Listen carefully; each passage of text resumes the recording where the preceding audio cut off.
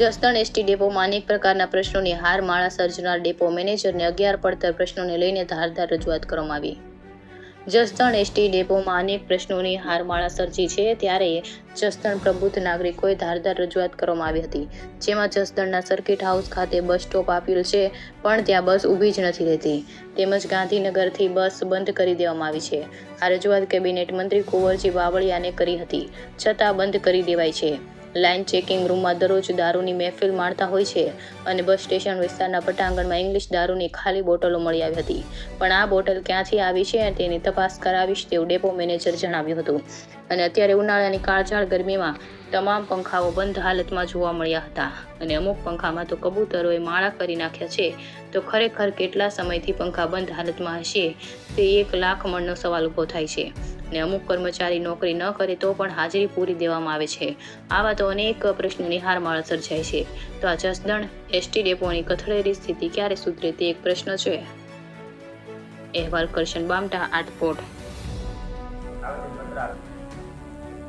હાજી રાજુભાઈ ડી ધાધલ નગરપાલિકા જસદણમાંથી આવેલ હતા અને એમના અમુક પ્રશ્નો હતા, એ પ્રશ્નોની રજૂઆત અત્રે બધા સાથે મળીને કરવા આવેલ હતા।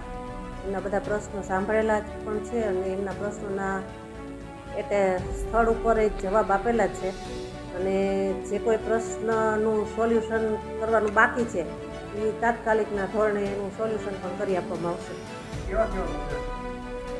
એક તો સર્કિટ હાઉસ બસ છે, મહુવાવાળી બસ છે, એ સવારમાં સર્કિટ હાઉસ જતી હતી, પણ પબ્લિકની ફરિયાદના કારણે એ બસ બંધ કરેલ હતી, તો એમાં પણ એ લોકો પાસેથી ખાતરી લઈને એ બસ ચાલુ કરી દેવામાં આવશે।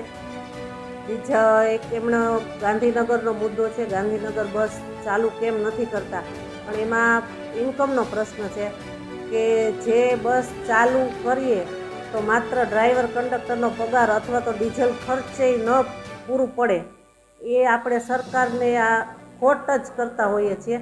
એટલે એ બસ ચાલુ કરવા માટે ઘણી વખત રાજકોટ પણ રજૂઆત કરેલ છે, તો એમાં જો ટ્રાફિક પ્રમાણ મળી રહે તો અમને કંઈ ચાલુ કરવામાં વાંધો નથી, પણ એમાં ટ્રાફિકનું પ્રમાણ પૂરતું મળતું નથી।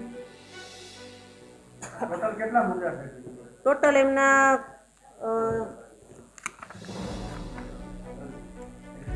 12 મુદ્દા છે એમના રજૂઆતમાં, બરાબર। એમાં મોટાભાગના મુદ્દાના જવાબ તો મેં અહીંયા આપેલા જ છે અને 1-2 મુદ્દાનું જે એમના આક્ષેપો હતા એ આપણે મેં એમને બાહેંધરી આપી છે કે ભાઈ હું ચેલેન્જથી જોઈશ અને એ પ્રમાણે એમનો કરી દઈશ સોલ્યુશન।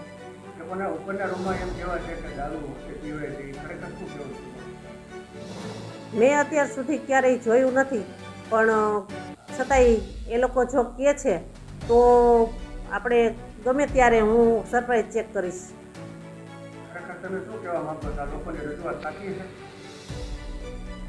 મને વિશ્વાસ નથી, પણ હવે એનો આક્ષેપ છે એટલે રજૂઆત સાચી હોય તો આપણે એડવાન્સ એમને તો કેમ કહી શકીએ પ્રૂફ વગર।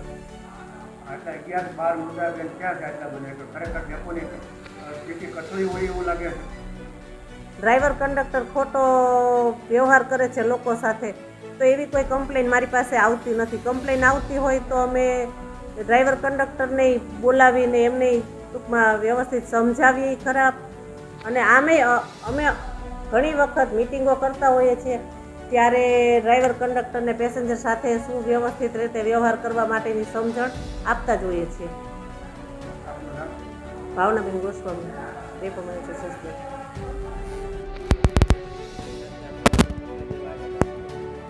આજે અમે જસદણના લોકો સાથે રાખીને અમે આવેદનપત્ર દેવા આવ્યા હતા મેડમને કે ભાઈ અમારા જસદણમાં એસટી ડેપોમાં કોઈ પણ જાતની સુવિધા દેવામાં આવતી નથી। લોકો અહીંયા સુવિધામાં એવું છે કે અહીંયા અત્યારે ગરમીનો ખૂબ માહોલ છે, ઉનાળો છે, 43 ડિગ્રી છે, પંખા બધાય બંધ છે, એના માટે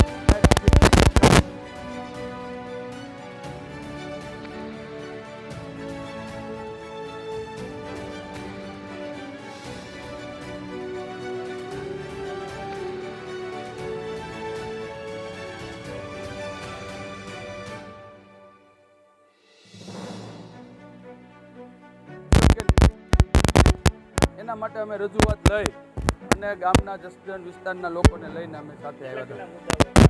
અમારા 11 મુદ્દાઓ લઈ અને અમે આવેદનપત્ર